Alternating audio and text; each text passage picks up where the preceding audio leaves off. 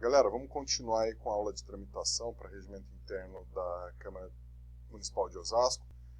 Desculpa aí ter interrompido a aula, é que eu tenho um limite de 15 minutos, tanto do YouTube quanto do software que eu uso para captar essas imagens aí, eu fico sempre perdido nesse horário. Bom, a gente estava vendo votações, né?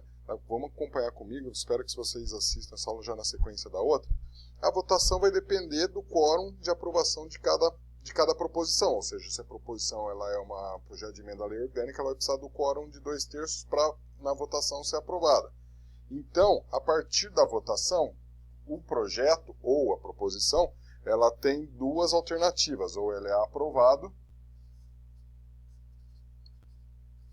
aqui já está difícil de escrever, a letra já é ruim aqui, piora.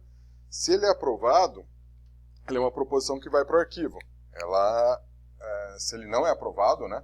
Se não é aprovado, ele vai para o arquivo, não segue outro trâmite qualquer. E se ele for aprovado, ele cumpre a finalidade a que se destina. Então, se ele for um projeto de lei, ele vai à sanção do prefeito. Se ele for um requerimento, ele vai para ser cumprido pelo prefeito, para quem quer que seja. Se ele for uma moção, ele é encaminhado àquele órgão. Então, se ele é aprovado, ele segue o trâmite normal da sequência que ele pode ser junto aos outros órgãos. Aqui terminaria a fase processual de âmbito de processo legislativo. Tá? Isso depois da votação. Ainda na sessão ordinária, tem uma última fase, independente da votação, que nós estamos falando de votação do projeto, mas a última fase, ela é chamada de explicação pessoal. Explicação pessoal é uma última fase, espero que dê para ler aí. Explicação pessoal, que é o último tempo da sessão que é usada pelos vereadores para discursos em geral. Então, na última fase, ele pode discutir sobre o que ele quiser. Então, explicação pessoal. O tempo é aberto, o microfone é aberto, TV Câmara é aberta para ele falar a respeito de qualquer assunto que ele tenha interesse.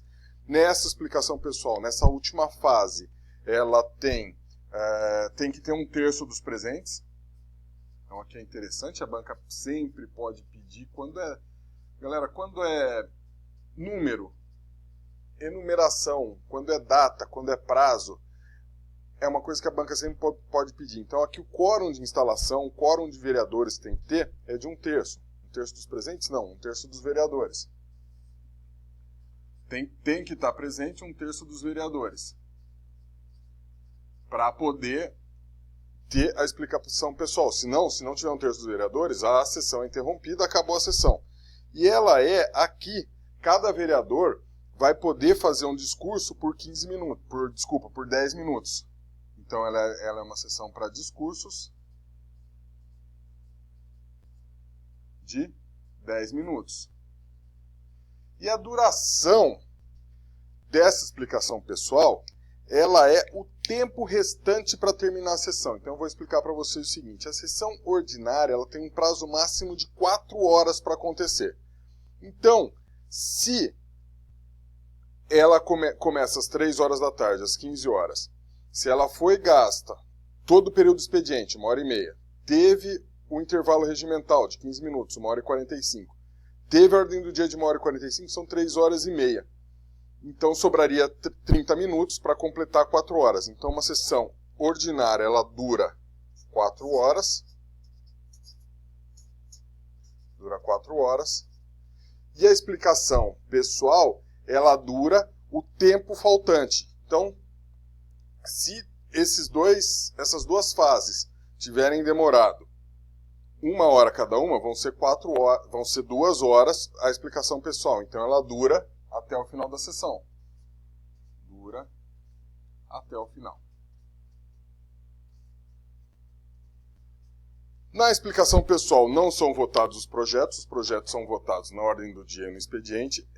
A explicação pessoal ela serve para os discursos mesmo dos vereadores a tudo que for do interesse dele. Ele quer falar alguma coisa sobre o partido dele, alguma visita, alguma questão pessoal. Explicação pessoal serve para ele falar o que for. Basicamente, galera, essas são as fases de uma sessão ordinária. Nessas fases da sessão ordinária, a gente vai analisar agora alguns itens que os vereadores podem fazer, alguns procedimentos ou algumas providências que eles podem ter durante a ocorrência dessa sessão ordinária. Então, o vereador, quando ele está no plenário, ele pode fazer algumas providências durante essa ordem do dia. Então, imagine a seguinte situação. O expediente só funciona se houver no plenário 1/3 dos presentes. No nosso caso, 7 vereadores. Vamos supor que, dado momento, estão acontecendo as votações sobre as moções e percebe-se que existem apenas 5 vereadores presentes. Então, novamente, não é 1/3 dos presentes, é 1/3 dos vereadores. Vamos arrumando aí, galera. Essa é a vantagem de fazer um mapa mental.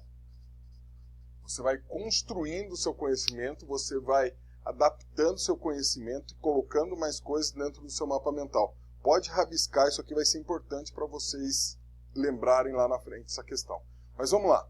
Dado o momento do nosso expediente, ficaram só 5 vereadores no plenário. O que pode acontecer? Qualquer vereador, ou qualquer vereador, até o presidente eventualmente, mas o presidente normalmente não faz esse tipo de questão, ele poderia fazer um pedido, fazer um requerimento verbal de verificação de quórum. Então aqui, ele pode pedir uma verificação de quórum. E o que é a verificação de quórum? Verificação de quórum, em qualquer momento do expediente, faz-se uma chamada nominal mesmo, como na escola, né? Vereador fulano, presente ou ausente. Vereador cicrano, presente ou ausente. Se não houver 1/3 dos vereadores no plenário naquele momento, a sessão é derrubada. Acaba-se a sessão por falta de quórum. Essa verificação de quórum, qualquer vereador pode pedir em qualquer momento da ordem do dia. Então ele pode pedir aqui. Vou anotar aqui do lado, vai. Verificação de quórum é um item possível. E ele pode pedir na explicação pessoal também.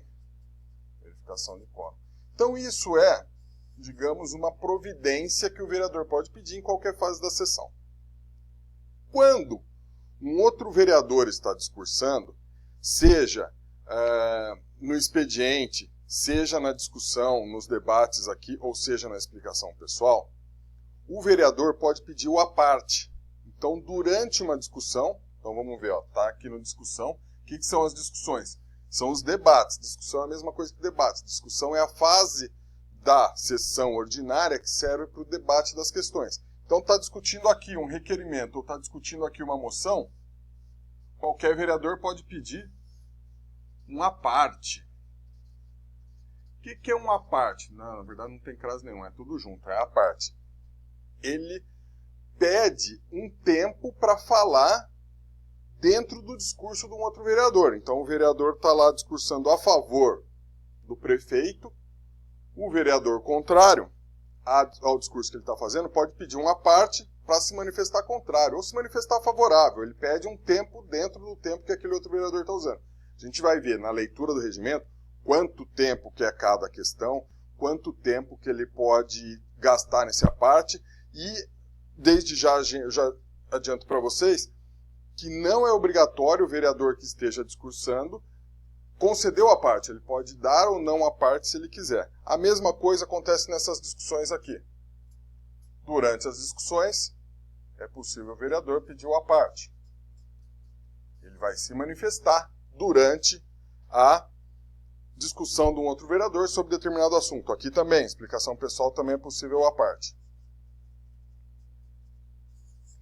O que mais que o vereador pode fazer? O vereador pode, ou o líder de bancada pode, quando inicia a votação, no início da votação, ele pode pedir um encaminhamento de votação. O encaminhamento de votação, ele é basicamente uma indicação do como ele vai votar e de como ele quer que a bancada vote. Isso normalmente é pedido pelo líder da bancada. A bancada é um grupo de vereadores e pode ser cedido o tempo para um vereador dentro da bancada falar. O encaminhamento de votação pode ser feito sempre que iniciar a votação. Iniciou a votação, o vereador pode encaminhar a votação. A gente vai ver que tem proposições que não aceitam encaminhamento de votação. Aí a gente vai ver com calma cada uma dessas, quando a gente analisar o regimento, a proposição que vai aceitar encaminhamento de votação, a proposição que não vai aceitar encaminhamento de votação. O que mais o vereador pode pedir, mesmo que não lhe seja dada a palavra? Ele não está, por exemplo, ele não está em discussão, ele não tem aqueles 15 minutos para discutir, mas ele quer falar sobre alguma questão regimental, algum problema urgente que aconteceu, alguma questão que está acontecendo. Ele pode pedir uma questão de ordem. Então, o vereador pode pedir uma questão de ordem para comunicar alguma coisa, para dizer a respeito de algum problema que o regimento não esteja sendo cumprido. A gente vai ver até os assuntos que a questão de ordem deve tratar. Não são todos e quaisquer assuntos que uma questão de ordem pode tratar. Mas ele também pode pedir questão de ordem na ordem do dia, pode pedir questão de ordem no expediente e pode pedir uma questão de ordem, eventualmente, na explicação pessoal.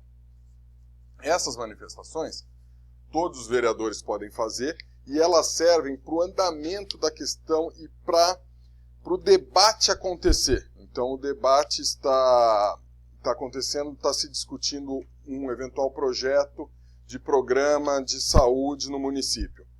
Está sendo feita a discussão, um outro vereador, concordando ou discordando, pode pedir uma parte, aquele colega, para se manifestar a respeito daquela proposição. Se for verificado que o quórum caiu em qualquer fase da sessão, ou seja, não estão 11 vereadores presentes para essa fase aqui da ordem do dia, o vereador pede verificação de quórum, a mesma coisa em qualquer delas. Encaminhamento de votação no início de cada votação, para encaminhar, para dizer como que a bancada, como que os vereadores, sugere-se que os vereadores votem. Basicamente, galera, essas são os trâmites, esses são os acontecimentos para que se aprove ou que se analise cada uma daquelas duas proposições que a gente viu. Lembrando agora eu vou passar com vocês um resuminho de como funcionaria cada proposição dessa. Lembrando, por exemplo, que a indicação ela não é votada. Vocês lembram que a indicação não é votada? Então, o que acontece? Vamos analisar uma por uma, mais ou menos rapidinho aí, para a gente ver como que elas vão acontecer. Vamos imaginar uma indicação. Ela não é votada, então ela passa pelo juízo de admissibilidade e ela passa pela leitura e ela já é aqui encaminhada. Indicação. Ela vem até aqui. Quando vamos pôr um requerimento. Requerimento passa pelo juízo de admissibilidade. No expediente, ele é lido, ele é eventualmente discutido e votado. E aqui requerimento tem uma questão interessante, que o vereador interessado, ele pode, ao invés de querer votar o requerimento no expediente, pedir para o requerimento ser votado em discussão única na ordem do dia. Por quê? Na ordem do dia, ele pode, eventualmente, protelar essa votação. Isso aí é um trâmite regimental que ele pode não votar aqui, que seria prematuro, eventualmente, e querer votar na ordem do dia. Mas, via de regra, o requerimento entra e é votado no expediente nessa votação. A mesma coisa com moção. Moção. Ela entra, passa pelo juízo de admissibilidade e vai ser votado no expediente. E vai ser encaminhado aqui, né? Eventualmente, se for aprovado aqui, ela vai ser encaminhado por trâmite. Projeto de lei, que é bastante interessante, que é a última. Qualquer deles a gente pode ter essa votação. O projeto de lei, via de regra, ele vai passar nas duas discussões. Então, o projeto de lei, ele entra, é protocolado, passa no juízo de admissibilidade, e aqui tem uma questão muito interessante. Ele entra aqui nas comissões, que dão parecer sobre, além do juízo de admissibilidade, como que estão se esse projeto está ok. Passado pelas comissões, eles veem o expediente, são lidos, voltam no outro dia para uma primeira discussão e voltam num outro momento para a segunda discussão. E, eventualmente, aprovados, eles voltam para a discussão de redação final. A gente vai ver a partir de então como funciona cada um deles, com mais detalhes, lendo o regimento, onde vai ficar talvez mais claro para vocês, mas a gente vai usar sempre esse quadro que vai ajudar bastante a gente.